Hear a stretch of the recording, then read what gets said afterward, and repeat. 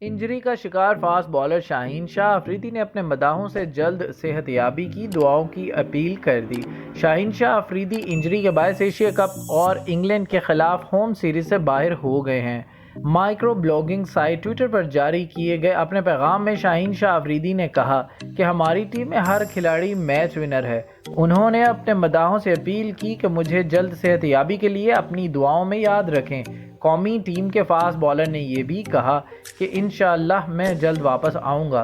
شاہین شاہ افریدی نے Asia cup میں قومی ٹیم کے لیے نیک خواہشات کا اظہار کیا۔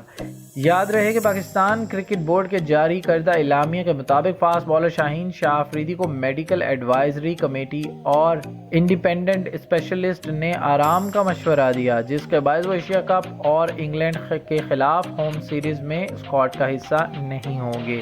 قومی فاسٹ بالر گال میں سری لنکا کے خلاف پہلے ٹیسٹ میں دائیں گھٹنے کی تکلیف کا شکار ہوئے تھے۔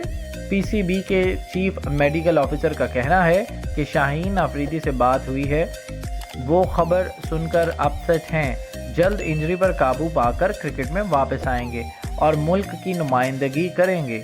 انہوں نے مزید بتایا کہ شاہین شاہ افریدی کی صحت میں پہلے سے بہت بہتری دکھائی دی گئی ہے، اس کے باوجود انہیں مزید بہتری کے لیے کچھ وقت درکار ہے۔